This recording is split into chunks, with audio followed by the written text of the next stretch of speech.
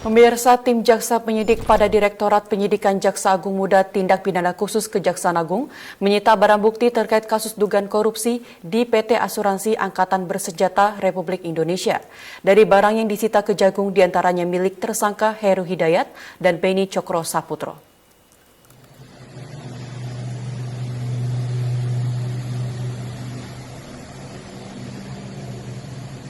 Tim jaksa penyidik pada Direktorat Penyidikan Jaksa Agung Muda Tindak Pidana Khusus Kejaksaan Agung menyita barang bukti terkait kasus dugaan korupsi di PT Asuransi Angkatan Bersenjata Republik Indonesia atau ASABRI. Kepala Pusat Penerangan Hukum Kejagung Leonard Ebenezer Simanjuntak mengatakan, barang bukti yang disita itu merupakan aset-aset yang dimiliki 4 tersangka kasus ASABRI. Sedikitnya Kejagung menyita 23.000 hektar lahan tambang nikel yang berada di Sulawesi Selatan. Lahan pertambangan milik Heru Hidayat yang disita tersebut terbagi di 3 titik. Selain lahan-lahan tambang itu, pekan lalu penyidikan Jampitsus juga menyita 1 unit kapal tanker LNG Aquarius atas nama PT Hanokem Saiping yang juga diketahui milik Heru Hidayat. Masih milik tersangka Heru Hidayat, 19 unit kapal tugboat dan tongkang pengangkut batu bara yang berada di Kalimantan Timur serta kendaraan pribadi Ferrari F12 Berlinetta juga turut disita. Penyitaan aset juga dilakukan terhadap tersangka Beni Cokro Saputro. Penyidik di Jampitsus resmi kembali melakukan penyitaan terhadap lahan seluas 200.000 meter persegi milik Beni yang berada di Batam. Lahan milik Beni tersebut mengatasnamakan PT Mulia Manunggal Karsa.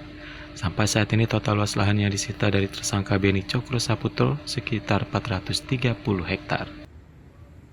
Sementara Jampitsus Ali Mukartono mengatakan, khusus tambang yang sudah disita, ia memastikan untuk selanjutnya dikelola negara. Ali juga menjelaskan ada sebagian tambang-tambang yang sudah disita tersebut namun belum beroperasional.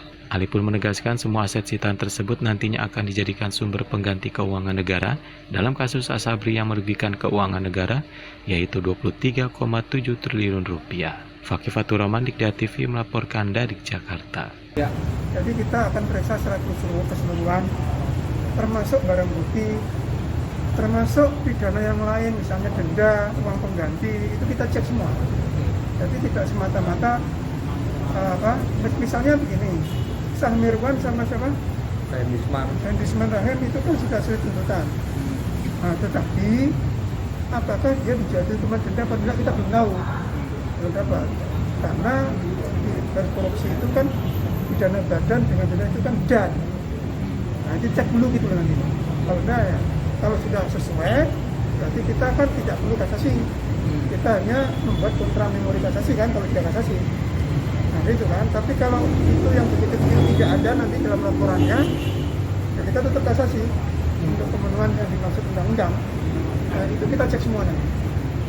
Nah itu. Nah, termasuk kita itu mungkin ada barang bukti, nah, itu apakah sudah sesuai tuntutan jaksa, kalau nggak sesuai berarti ya bisa untuk alasan kasasi. Sama kayak tuh hari prasetyo maksudnya ya Pak ya? Semua. Karena ini menyangkut barang bukti itu untuk semua.